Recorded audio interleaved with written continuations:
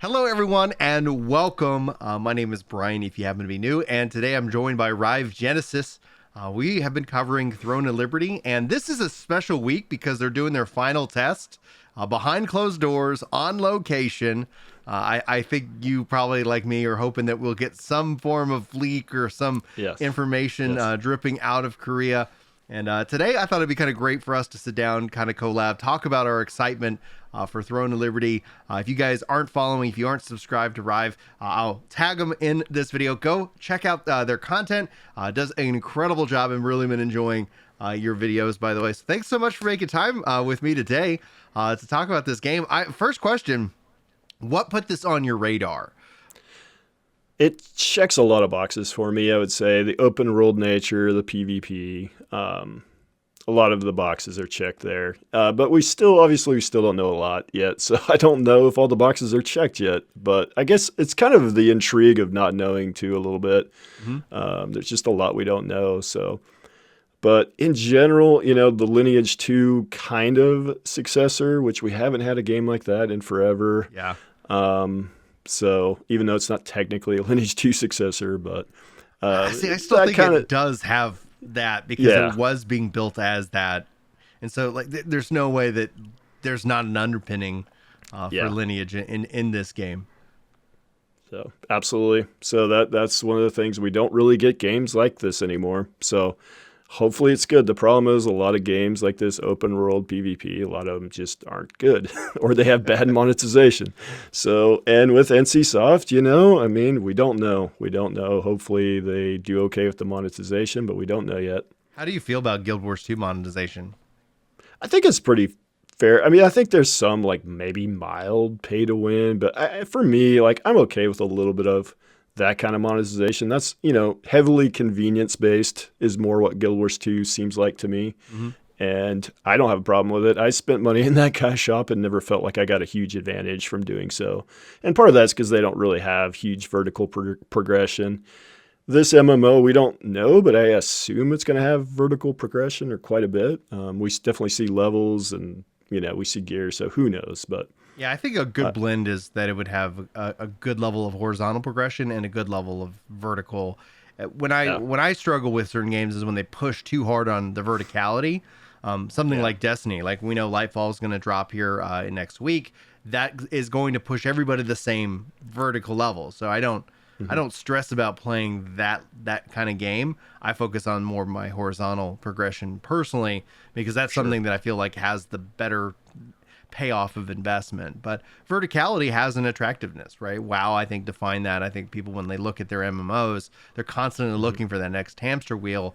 But there's going to be a blend. And to your point about pay to win, that's actually good. That's the biggest question that nobody will know. And it's hard to talk about that online because the conversation online has been so cluttered with and so mired down where people will make a lot of fuss about something that is either very minor, and they'll do that either for attention or that for them it's a breaking point. They're like, if I can't get every mount in the game, and it's pay to win. It's I've heard people even label Final Fantasy that way. I've heard people just throw that label out so much that I'm like, it's hard to have that conversation because then at the same time you'll have people come in and defend no, they said they'll never do pay to win. And it's we're in an online world. These games launch and can change. So it's just because somebody says something doesn't mean it's always going to be that way. I think ArcAge is a great example of things going really wrong even after positive reception, and then the devs trying to figure out what they did. So it is a challenge because you have a lot of people who've been burned. And so they're just hesitant. And then that in and of itself could make it a self-fulfilling prophecy. If you don't have the volume of players necessary to sustain it, what do you do? And that's where it's I don't honestly, I'm not worried about it because if the game's fun, I think people are going to figure out a way to justify whatever monetization system they use. But if the game isn't fun, then they'll use whatever that is to beat them over the head. Absolutely. That's the number one thing. It's got to be a good game first. If they have some mild pay to win, you could catch up a little bit by paying. But if you can buy the best gear in the game through paying, that's for me, that's the line. I think that's the line for most people. I think like Yeah. if you would like survey the quiet majority of gamers, they're like, as long as somebody doesn't come in, swipe their credit card, and then beat me over the head with it, like, okay, fine. Yeah. But if somebody's like, okay, guess what? You started the game 5 years later and you just needed a little extra help, and they wanted to sell you that, thanks for supporting the game. It's such an interesting thing. Like if the game is really good, has a good fan base, at some point, oh yeah, somebody came into the game and sped their leveling experience up a little bit, and they spent a little money. That's the people will be like, thanks for supporting the game, thanks for buying that mount, thanks. It's like it all has to have, you got to have that core community though. So in terms of monetization, it's always, especially with MMOs, like it is a tricky subject. The beyond monetization, we've seen like a little bit of combat, we've seen like a little bit of this or that, the other thing. What else to you do you find specifically attractive about Throne and Liberty? The mostly open world, just that it's not just jumping instance to instance. I think that's the biggest thing. The dynamic events is kind of an interesting mechanic, and for me, the weather and seasons part of that, and where they mentioned kind of briefly, and it was hard to catch, but where you could basically do these dynamic events, get this spell that can change the weather, and only 1 or 2 people on the server are going to have that spell at any given time. That to me is very cool, and it's not something we've seen in current MMOs at least. So that, and it's the first MMO that's really trying to do this weather and season and day night thing, at least for a while. I know Final Fantasy 11, had some pretty cool weather stuff, but not in a modern game engine. And we've seen a little bit of that, but a lot of these newer MMOs, Throne and Liberty, Ashes of Creation, they're trying to do this weather and season system kind of at the extreme level. So this is the first attempt we've seen in Unreal Engine to do it. So I'm excited to see that part of it for sure. Yeah, Unreal Engine as just an introduction here is, I think, going to have it really help give it a lot of life, especially from the development side. We've seen that engines that are very customized, especially in modern game development, is a struggle because you have to train all these people up on your specific engine. Where Unreal, people are like, oh, I've worked on Unreal on this project and this project. It makes the onboarding process so much easier, and it's great to see the East adopt more and more Unreal Engine. And that was namely one of the biggest struggles, the reasons why they were so behind the curve during the PS3 and Xbox 360 era, was just because the documentation. The documentation hadn't been fully translated. And now we're starting to see, Square Enix adopt Unreal in certain projects and so much more. And I think that's going to help, obviously, with this game visually. Now, I've seen people talk about it as Unreal 5. I've seen people say Unreal 4. I think they're just saying Unreal right now. So it could be, like, hey, we're in between. We don't know. Like, that's, you kind of, I think, knocked out of the park. Like, one of the things that attracts this game to me right now is it's such a mystery. Right now, it can almost be anything, and there's a danger in that mystery.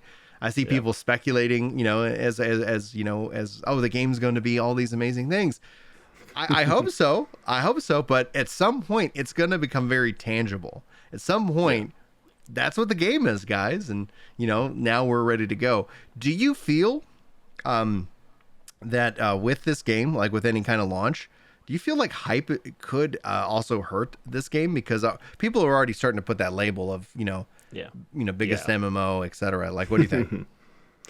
Hype, that level of hype I think is damaging, especially if they do make mistakes like we've seen several times. I think it's certainly more damaging. I think if it had no hype and it had a few mistakes, I think people would look past those. But when you've got a high level of hype, and I think part of the reason for the hype is we haven't had an MMO launch in a while. I mean, we had New World, and we had Lost Ark, but then since then we haven't really had a big one for a while. So, and then before New World, it was a long time before we had. Gap. If you start to like, there were stuff like, but that's all forgotten pretty much now. You start to think about it. You remember what it was? It was WildStar. WildStar, yeah. Yep. And that was Guild Wars 2 right before that, Elder Scrolls before that, or before or after Guild Wars, I think, was Elder Scrolls. So, but huge gap. Now, obviously, this game based in Korea, the last one we saw was Lost Ark. Despite people trying to kind of knock it down, Lost Ark still continues to just pull in numbers.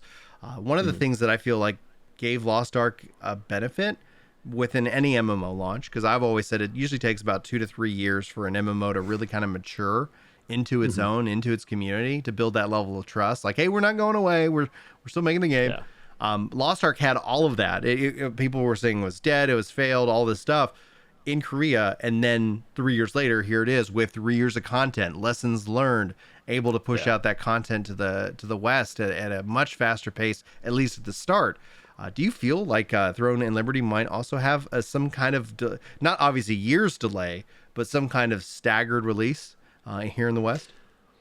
You know, it's very possible. One of the biggest concerns I have outside of monetization for this game is that it seems like they've changed course multiple times. We know they changed course from a top down to a third person, but then I also think potentially there's been so much conflicting information with the open world PvP system, with that evil deed system, and I don't know which direction they're going there. And it seems like at one point that was something that was always on, and now maybe it's not. Now maybe there's PvP in dungeons, or is it? We don't know. Is PvP on for open world raid bosses? Is it not? We don't know. And have they flip-flopped internally on some of these design decisions? I don't know. So for me, that's something that I'm definitely thinking, like, if they have flip-flopped many times and now they're trying to launch and they're unclear on what direction they want to go, that could be a problem. And that's something I've seen. I think New World a little bit had that problem. Obviously, they switched from sandbox to theme park. I think actually Creation New World has that didn't even start off as an MMO.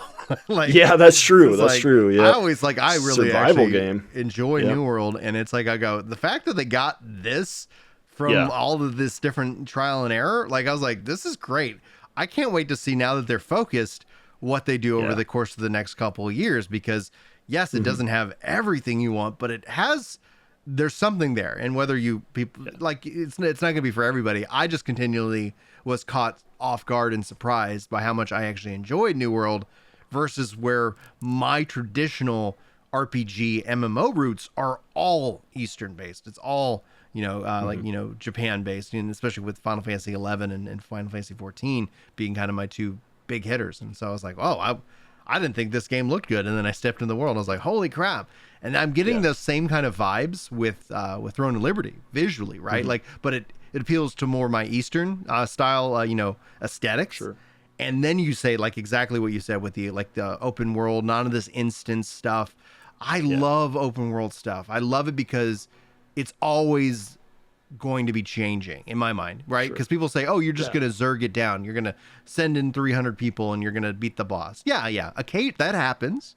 But you don't know. Like, sometimes I've gone in and Zerg things down in big groups, and it's a lot of fun. Sometimes it's just me and a couple of buds, and we got to completely change our strategy, as opposed to the instance where it's like, okay, we know we've got 5 guys, and it's always going to be the same thing, and you're going to run it a couple of times, and then you're going to get bored of running it.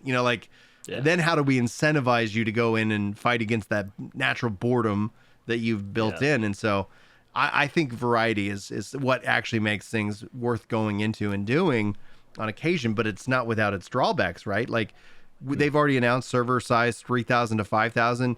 Do you think we're going to run into the same issues that we see with New World right now? Like, where it's like, okay, guys, servers are being merged and scaling and people are trying to get in and can't. What do you think?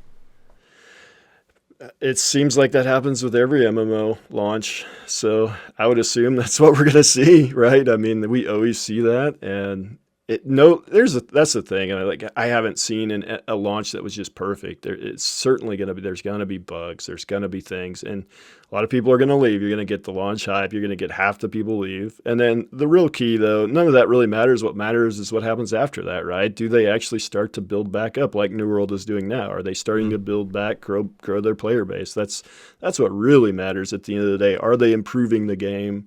Are they listening? Are they taking the feedback and actually fixing things? That's the big thing that we want to see. Like, what kind of seasonal model ultimately does the game build in, right? And I know a lot of like hardcore old school MMOs players are like, oh, seasonal, I hate that aspect. But it's that, like, okay, what's their patch schedule? What's the communication like? So it's that I always kind of say that, like, when you look at Final Fantasy 14 as kind of this interesting, inflection point within the world of MMORPGs, they came back and said, hey, every 3 months we're putting out content. That means like, yeah, it's not like an insane amount of content, but you have maybe, let's say, about a month, right, of content. So you play that month, and then as soon as you're done with the content, they're already talking about the next piece of content, which is coming, and you only have 2 months more to wait. They've since increased that length, and within that, then I think you start to see a lot more dramatic posts on the internet and on social media, a lot more frustration and a lot more like, infighting, and naturally because all of a sudden you have to now wait longer, right? So whatever, like even if as long as it's a cadence, I think somebody was trying to say like that understanding the cadence, is an important thing. And I do agree. Like it's that once you've established that you can deliver on, whatever it is, like whether it's every 3 months, 4 months, whether it's 6 months, as long as it's communicated and it's expected and then you deliver, I think people can kind of get behind that. Because for me, I don't know about like your gaming history. We could probably talk a little bit about that for everybody listening, because I think that usually kind of helps to understand the gamer's opinion. But like I check back in with Destiny. I play Destiny probably that 3 months out of the year. And it's like, okay, I played the last season and then I play the expansion and then I'm burned out and then I'll see you guys for the last season and then the expansion. I don't know with the changes they bring into Lightfall, if that's going to be something that really just hooks me. I hope it does, because I always enjoy every play session I have. But whenever I start get feeling burned out, I just take breaks. So to your point, like, what do you feel would be perhaps that. Oh, you're good, dude. I love it. Let's rock out. What would you feel like would be a good cadence for Throne of Liberty? You're a content creator as well, so let's take that into effect. What's the right cadence for you? Like, what do you feel like is a achievable, enjoyable, and it obviously was scale, right? Like if you come out with a piece of content once a year, you would expect it to be kind of a meatier chunk of content. What do you think? I think it's going to depend on how much of that horizontal progression is in place, because horizontal progression keeps you busy a lot longer.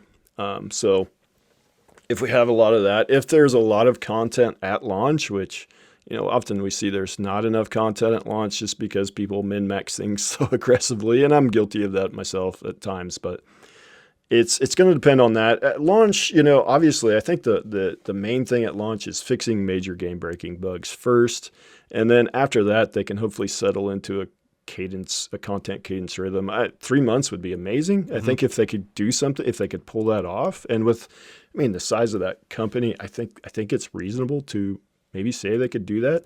I'd be okay with 6 months as well, but I think 3 months is kind of the perfect amount, I would say. Gives you time to experience the current content and look forward to something new. I think it also would tie into if they go like a battle pass route in terms of like their content. It gives you plenty of time to work on that, and then essentially kind of tie it into the whatever is to come after that. Because then it's like, okay, here's the new update, here's the new content, and then you can choose to engage. I do feel like that, like when you start to look at some of the bigger games, like Fortnite, obviously, like. Yeah, it's like you have that. They're always in your feed some way, shape, or form. There's always some news to talk about.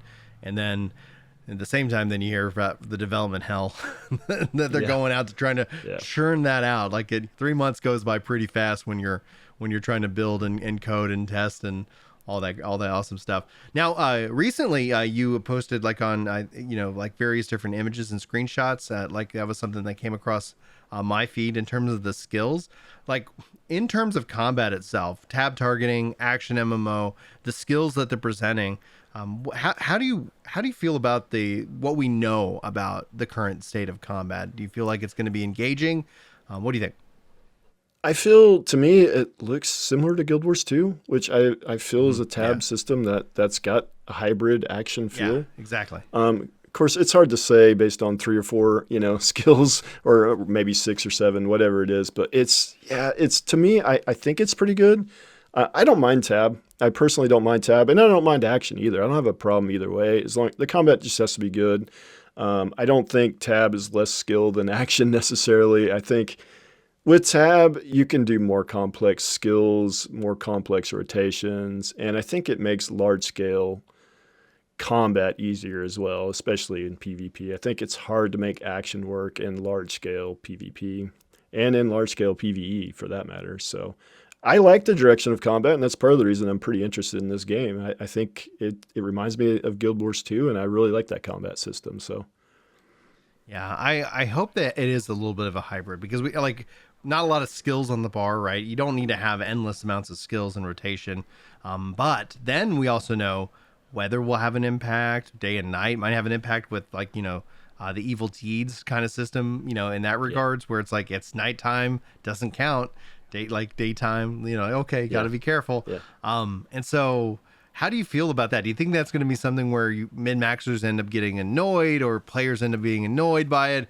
Or do you think that's just going to add more to kind of that's just the way the game is?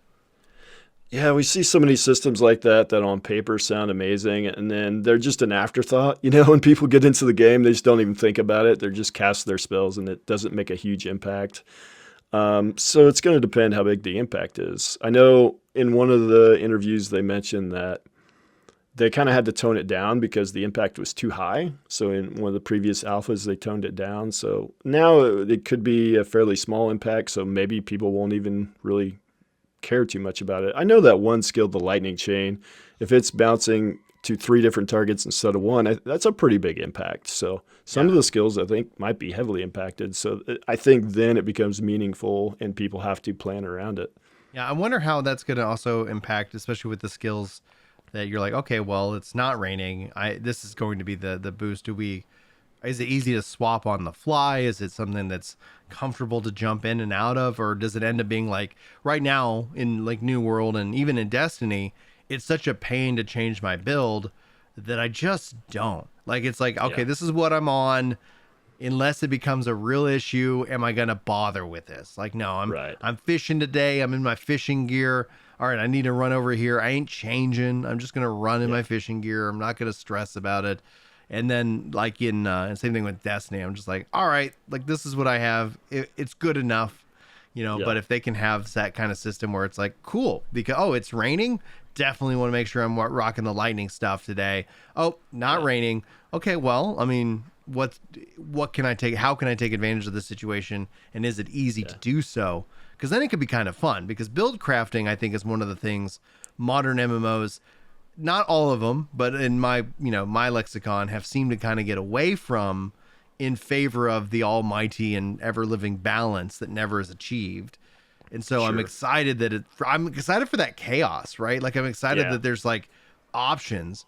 How do you feel about the classless based system that we do know that is a classless system, right? What do you think about it?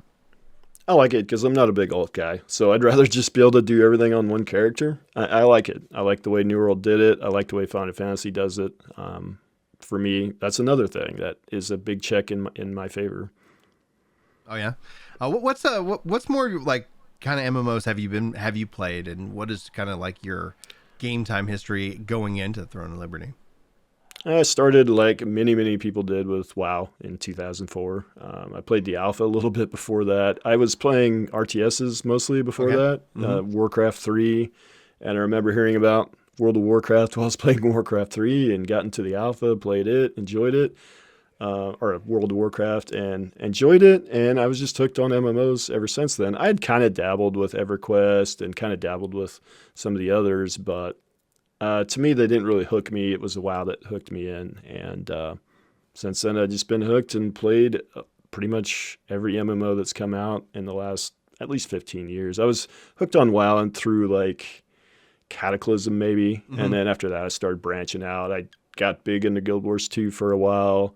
Little bit of Elder Scrolls, but not too much. New World, I played quite a bit recently. I didn't really play much Lost Ark.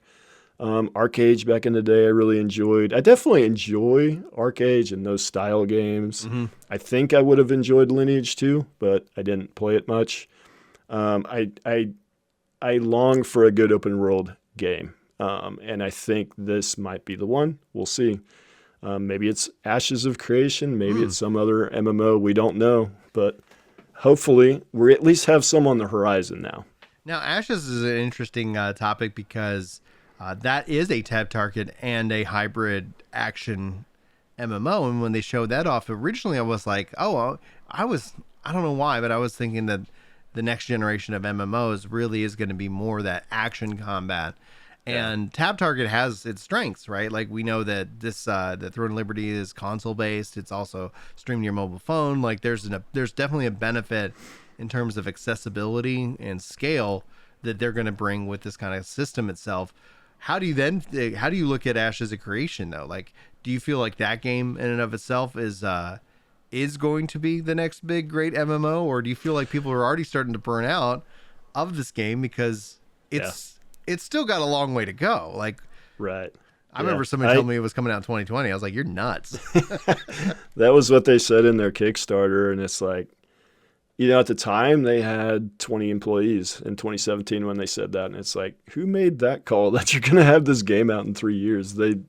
Steven apparently did not know that it takes a lot longer to make an MMO and a lot more people. So for me, I don't think it's the next big MMO. I think it's potentially the next MMO that a lot of people have been waiting for, but not mainstream MMO players. I don't think mainstream MMO players, your WoW and your Final Fantasy players, I don't think they're really waiting for it. I think it's the ArcAge players, the Lineage players, Dark Age of Camelot, maybe a little bit, those type of games, Warhammer Online. It's those kind of games that we haven't really seen for a while. I think that's the niche. I think it is more niche. I think the right MMO is the next. Two different pathways of MMO. Like, okay, if you start here, you're most likely going to fall into this camp. And like you would say that more PvP centric MMOs tend to have a smaller community, but a more engaged and excited one where like PvE, nothing wrong with like the pure PvE MMO, but even, even we've seen WoW lean more into its PvE, Final Fantasy, even New World to a degree, leaning more and more into its PvE, to the frustration of PvP players. Like they say it's on the roadmap, but it's nowhere listed on the roadmap. So we're like, okay, what's going on? So that's an interesting perspective because you have grouped how I think of these two kind of different styled MMOs, more sandbox. My hope is more sandbox. Not that you can't have theme park. Theme park has a space. Have you been following Pantheon at all? A little bit. Yeah, I know a few content creators there. Basgrim, I've talked to him a few times. It's for me, since I'm more into PvP, I'm not super interested in Pantheon, but I'm rooting for it. I want it to succeed. I want all these new MMOs to succeed because I think it's what's best for the genre. And I think there is that core of players. It's definitely niche, but there's that core of players that want that EverQuest style MMO. And, some of the things that they have mentioned for that MMO are very interesting to me, especially some of the dungeon concepts I've seen. So I hope for the best. I'll be probably playing it when it comes out, and we need more MMOs for sure. Yeah, I think it's going to be interesting to see because I felt like MMOs have really struggled from a business model perspective because we clearly see that people aren't going to be subbed to multiple MMOs at the same time unless they're an insane content creator who just plays that for their livelihood. And where that's like, okay, that makes sense that you can do that, but the business does not, the market cannot seem to bear that. And then when you have services like Game Pass that like basically are the theme park MMO, like, oh, you want to play a game of any genre, like here you go, and it's the same price, and all of a sudden it's like, I think that in and of itself, when people start evaluating their subscription fatigue, like at some point something has to give, and that makes it hard for new ideas and new MMOs to succeed when the MMO players, overall, like not everybody, but overall, don't tend to support like the new guy because they don't have the content of the community and the things they wanted. And so we've seen the original push to free to play, but now kind of a hybrid free to play or buy to play. Guild Wars 2 being an example that of a game that's still persisting online today. Having no subscription. But then sometimes looking at that is maybe like, well, maybe that's why we don't get consistent updates for Guild Wars. And it looks like they're actually starting to get ready to change that. So I could see that, a lot of things coming down the pipeline due to new monetization strategies. And that's where I think one of the, like that's the start of the video today, like was us talking about monetization of the fear for pay to win. What kind of monetization outside of no pay to win, what kind of monetization would you really want to see with Throne and Liberty? I kind of prefer just a sub and just give me everything. I kind of prefer that. But I understand in the modern era, it's really hard to do. It's a huge barrier, and you will have a bigger player base without question if you go free to play. So that's the big juxtaposition there. It's like damned if you do, damned if you don't, basically. And I would prefer a sub, but I know that's probably not what's going to be because I don't think NCSoft usually does that with their MMOs. As long as it's cosmetics and the cosmetics don't have benefits, like huge benefits, or it has some pay to win but not massive pay to win, I'm okay with it. Would you support like a battle pass style system? Yeah, I don't have a problem with those typically. I know a lot of people do, but I personally don't have a huge problem. Like the way ESO does it or some of these games, I think it's fair. ESO has like the optional sub, right? Yeah, it's an optional. Mm-hmm. Yeah. I feel like the battle pass has become the optional sub, like in some cases. My hope is, and it sucks that Halo Infinity has struggled so badly, but they have the battle pass that doesn't expire. So if you buy it, you can equip it and you can grind on that track, which I was like, that would be perfect for me as an MMO player. That'd be perfect from, imagine, it's Throne of Liberty's out for 3 years and you're like, hey, I'm thinking about checking out Throne of Liberty. It's free or whatever the model ends up being. Oh, and you could buy all the past battle passes to grind on for this one low price of whatever. Yeah. And then all of a sudden you're like, this is, like you come in late and all of a sudden you have all of the stuff that you can work on your own time. And then, oh, a new battle pass is out. Oh, it's not going to expire. No artificial based FOMO. Oh, okay, cool. Yeah. And then finding ways that it's like, maybe making the current season that people are grinding on the, the thing that moves along faster. And if you're ever leveling up like a non-active, the non-current season, maybe it's a little bit slower grind, like, maybe they sell you a couple tiers. I don't care at that point, but it's something that I think I would love to see an MMO attempt that and deliver that. Yeah, kind of like how Guild Wars 2 does with their seasons. Yeah, that's perfectly fine. I don't mind that at all. Yeah, I think for the vast majority of people that might work out well, and who knows, breathe new life. We know that Blue Protocol that's going to have a battle pass, and so it seems like the more we hear about these things, the more interesting, or at least from a market study perspective, I feel like it'd be pretty interesting. Overall, like, we know the game will have controller support. Like, that's kind of my big thing. Like, I like to be able to relax and play these games. We know it's going to be console. Do you have any worries or fears about crossplay, cross save with this with Throne of Liberty? From what I understand, they're saying there's not crossplay, but I could see eventually them wanting to integrate that because I think obviously that helps connect everybody together and grow your community. But I think PC often has an advantage when you do that, and that's part of the reason devs don't do that is so the console players are not disadvantaged. So no real worries with that. I think they'll probably just keep them separate. And I think it's good for the growth of an MMO to have console support for sure. Yeah, I think that's something that's going to end up when we look back. I do think that it's possible we see World of Warcraft 11.0 actually release on consoles because they've been adding more and more controller support into their like core experience. We know controller support's coming to New World, so it's like as more and more of the genre develops, I think that opens it up to a whole new market of potential for people to play. And even if it doesn't support like cross play, like I like the idea of, I would hope for cross save at a minimum, because like I don't want to start a new character on every platform. That's the thing that actually keeps me from going back and playing ESO, is that people are like, oh yeah, like ESO, you can play it on PC. And it's like, yeah, my character's on Xbox. And it's like, okay, can you just figure it out, guys? Because I don't want to start over. Like I'm not going to. Like, and so that's one of the reasons why I'm like, all right, new stuff coming out. Yeah, we're not playing it on console right now. It's like, okay. And then and that flexibility is something, I don't know why, but for me and my life choices, like flexibility where I can play ends up meaning the biggest difference. So my personal hope, even though they have NCSoft has Purple, which is like their streaming service, and they talked about it coming to mobile, my personal hope is that for the Western release, that GeForce Now or something like that supported, because like having that ability to play like at home on my non-gaming machines, like that is the game changer for me personally. Yeah, no, that would be great. I'd love to see it. The in terms of the game itself, because like we were just kind of hanging out talking in Discord, and we're like, yeah, let's film this. What other thoughts? So like anything we haven't talked about yet that you're interested, or that you would like to share or talk about now?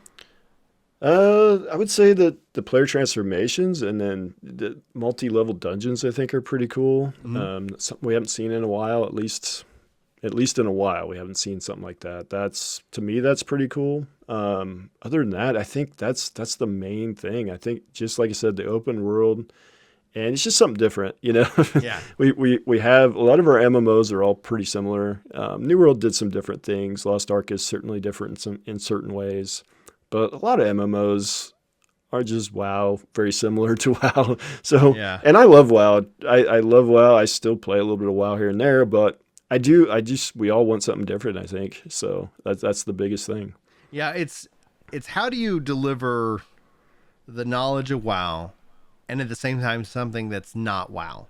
And that's the challenge I feel like these games face. Because I define WoW as a language that a lot of people learned the MMO in the language of World of Warcraft. And so when your game doesn't speak that language, it becomes like an extra barrier for somebody to try and jump in and play and consume it. But if it's just like the thing they came from, you're like, wait, why do I want to be over here doing the same thing that I was doing? So it's got to speak the language, but yet be fundamentally attractive in a different way, in an exciting way. And I do think the open world has that advantage. I think that's the advantage that New World has with a lot of its open world content.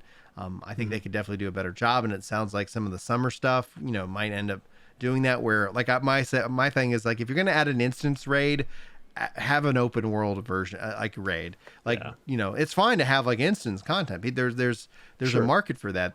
There's a challenge for that. Like, okay, cool, you have that, right? Don't neglect the other one. And same thing, like if you're going to have all these open world raids, like, if somebody wants a more curated experience, a more curated challenge, maybe build that too. And then that way both systems can start to benefit from each other, because you'll get the raid UI, that's going to be coming this summer with the New World itself.